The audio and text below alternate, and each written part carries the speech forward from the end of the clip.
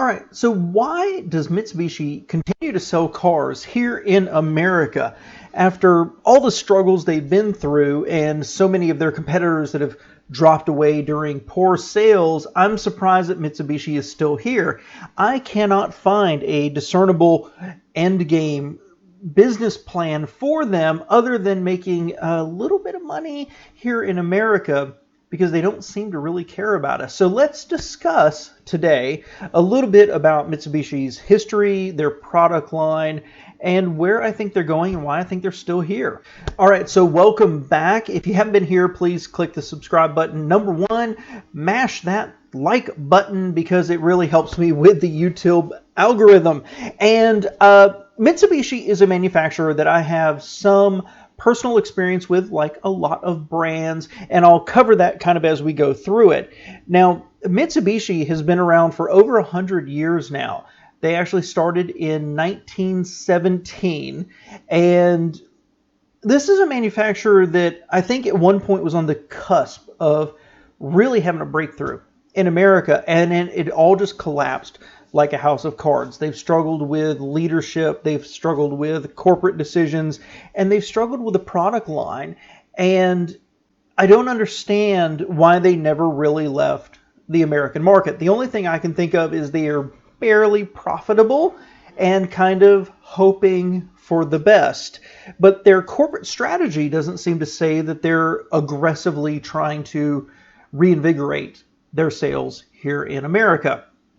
So if you roll back the clock a little bit, I was a little surprised to go look and see that Mitsubishi had been selling cars in America since 1971 because of their partnership with Chrysler. They were selling Chrysler cars to rebrand them and sell them here in America. But it was about 1982, I think, that Mitsubishi started to sell cars under their own brand. And their corporate relationship with Chrysler continued to deepen. In fact, the two companies ended up building Diamond Star Motors and began building cars together to be sold through two companies. But it's hard to remember that back in the 80s, 90s, even maybe into the beginning of the 2000s, Mitsubishi was also almost a full-line manufacturer like Honda and Toyota. At various points in this history, they sold a small truck, the Mighty Max. They sold the Montero, a sport utility, both of which were a little crude, but very, very capable and very reliable. They sold the small cars, the Lancer. They sold the famous Evo, the Mitsubishi 3000 GT, which competed kind of with the 300ZX. They had the Gallant, which was compact mid-sized car, kind of competed with the Camry and the Accord of its era, but had a super high performance version of it. It was really cool and had a little bit more personality. And they had at one point the Diamante, which was a large car, near luxury, and actually really nice, but still had the Mitsubishi name. Let's not forget that Mitsubishi also came out with the iMEV. This was the first roadworthy EV by a major manufacturer, okay? And I think the iMEV kind of summarizes all of the problems with Mitsubishi. And it's this, okay? I'm going to go ahead and skip to the end, right? Mitsubishi produces globally. They are the, I believe, 19th largest manufacturer in the world and 6th largest in Japan. So they tend to build for other areas of the world, let's say Southeast Asia, and then export it elsewhere. And Volkswagen learned this the hard way. You can't build a world car and expect it to sell here in America. What would be a great car in India would come across as cheap and flimsy here in America. You have to tailor it for America. Consider that Honda, for many years, and I think they still do, produces two different Accords, one for Europe and another one for America. So Mitsubishi has never, in my opinion, although they pushed different lines here, right? Although they grew substantially, they never focused on America as an individual market that they needed to tailor for.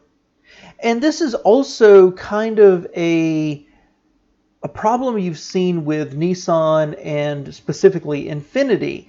Infiniti, in their striving for additional products to sell in America, would look at a Japanese car and say, well, why don't we just sell this, right? And they would gussy it up and sell it here to Americans. But then once we got it, the ergonomics were a little weird, the space was a little tight, and the Lexus always ended up selling better and showing up better in comparison reviews, right? So that's the same thing Mitsubishi has been doing, as far as I can tell, through its whole history, although their sales were pretty good for a while. Now, they were racked by a number of corporate scandals and really, really bad decisions. And this feeds into kind of my second point, which is they seem a little rudderless. They seem to never quite know what they're doing or where they're going long term. Like there's not a comprehensive plan to get somewhere. Mitsubishi in the early 2000s, they started to uncover that the cars that they were selling through Nissan, and Mitsubishi's owned about 34% by Nissan right now. Mitsubishi was manufacturing cars sold through Nissan, and they were using the wrong testing procedures. As that expanded, they found out that for 25 years, Mitsubishi had been using the wrong testing procedures and misrepresenting data. Cost the corporate high-ups their jobs. About that same time, Mitsubishi was trying to expand their sales. They really thought they were onto something, and they started introducing this 000 marketing plan here in America. Zero money down, $0 a month for 1 year. Nothing. And it was great. It really increased their sales so that I think somewhere around the 2002 range, they sold something like 350,000 cars a year here in America. But then a year passed, and all of these people, marginally qualified, had a car, drove it for a year, never paid a penny, and defaulted on their loans. Mitsubishi repoed a bunch of cars that were worth less than what it cost to manufacture. It hit them hard. They had to cancel it, obviously.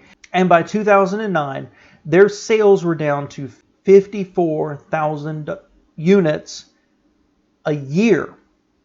Okay? 54,000 units is like a really bad month for Ford. Okay?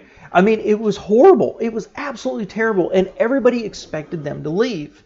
So again, looking back at their history, Mitsubishi, I think they build actually pretty reliable engines, transmissions. You know, their chassis are okay. They never ride quite as sporty or quite as well as some of the better ones. Their interiors are always a little cheap and a little funky. And I think that's, again, because they're not tailored for American tastes. Mitsubishi during the 80s and the 90s of the Japanese manufacturers' growths were kind of lumped in with the Isuzus and the Suzukis, right? They weren't the Hondas, the Toyotas, to a lesser extent the Mazdas, but they were still got attention as being an import brand, and imports had that halo of being more reliable. Unfortunately, as economic downturns and other events happened, Isuzu and Suzuki cut their losses and left the market, but Mitsubishi has hung around, and I continue to be surprised at it. And they've slowly increased their sales. But what they did, and they did this globally, actually, is they saw the coming of the SUV boom. So let's step back and talk about that iMEV for a minute.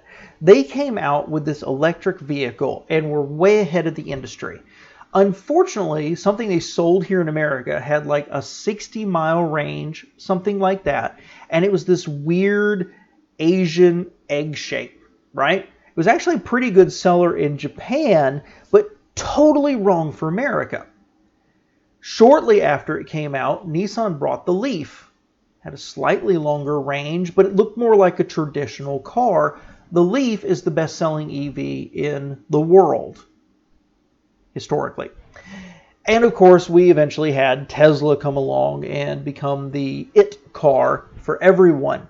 The IMEV kind of encapsulates Mitsubishi to me, that they've got the engineering prowess to do something, but they don't have the follow-through. That they design something for like a Japanese market or a Southeast Asian market, and then they just kind of throw it out to everybody else and hope it sells. Combine that with those corporate scandals along the way, and again, by 2009, about the time that we were having our economic downturn in America, they were selling 54,000 units, and we expected them to leave. But they doubled down, and they began importing more sport utilities. They canceled all the cars except for one. So here in America, we don't get their cool truck. They've got the L200 over in, like Europe and other markets, and it's really cool, and I would love it to be sold here, but it's not. They've got some bigger sport utility that's still not sold here. But they brought in a bunch of sport utilities. They brought the little tiny Mirage thing that is horribly rated, but a really good seller for them. But a brand is not going to be built off their cheapest car selling well. So from 2009 to 2019, they increased their sales from 54,000 relatively steadily up to 121,000. So they more than doubled their sales over that time period. 2020, their sales dropped 27, almost 28% to 87,000, partially due to the pandemic, of course, and we don't know what 2021 holds for them. But they're still struggling. I mean, 121,000 cars is hard to keep a business active unless you're building your cars from everywhere else, and America is just another distribution channel. All of a sudden, if you're not spending a lot of money to develop cars for a market, 121,000 cars is a-okay. You're making an incremental amount off of each one. But still, I wonder, what is their end goal and what are they actually striving for? They still have a reputation of being a second-tier manufacturer. They still have the reputation they had from the 2000s of being a manufacturer who sells based on price. You buy Mitsubishi not because it's better, but because it's cheaper. Their styling is a little funky. I think they're going almost for a Lexus approach right now, but it's not that great. Their interiors are okay, but a little cheap. They don't ride great. They don't handle great. They're not quiet. They don't have great fuel efficiency. There's nothing about them that really stands out. Worst of all is, after doubling down on sport utilities, there's an article here I read online which concerningly said that the two most recent sport utilities they've released are their two slowest selling vehicles. So what they're doing is not resonating with the consumer. So I wonder what the future holds for Mitsubishi. I think their products are kind of cool, and there's that part of me, that part that really roots for the underdog, right? That I kind of want one, because I want to be like, yes, I chose it, and here's all the reasons why. You've missed all these reasons. But honestly, I just don't. I mean, their products don't look upscale. They aren't that great. I don't care about saving $1,000 over, say, a Honda. And there's nothing compelling about them. I think Mitsubishi will eventually, at the next downturn, disappear. I'm surprised they didn't during COVID, but I guess they've managed to make enough. But I think the next downturn, I think Mitsubishi will leave America unless they make a commitment, a big long-term commitment to the American manufacturing market. And that is similar to what Hyundai has done. And I think this message also applies to Nissan and to Infiniti as well. It's not enough to take a product from somewhere else, slap some different badging on it and maybe a slightly different interior and sell it here in America. You've got to tailor it. Hyundai hired world-class designers, and it took a while. It took a couple of decades, but they've refined, both for Hyundai and Kia, as well as Genesis, a design language, and they're making really attractive cars now. Every generation, the cars have been better looking, better handling, safer, with better interiors. They still offer good value. And so while the Genesis is not a Mercedes, it's not a BMW, it at least makes the list because people know that Hyundai is striving every single year and every single generation with building a better and better and better car. This is a story you can't say about Mitsubishi. You can't say that they are striving to build the best cars in America, that they're offering the best warranty, that they are producing beautiful, gorgeous cars that are aspirational. They're building relatively generic cars, SUVs, that are sold based on price. And that's a losing proposition. So I'd love to hear your thoughts on this. If you love Mitsubishi, if you hate them, if you think I'm totally wrong.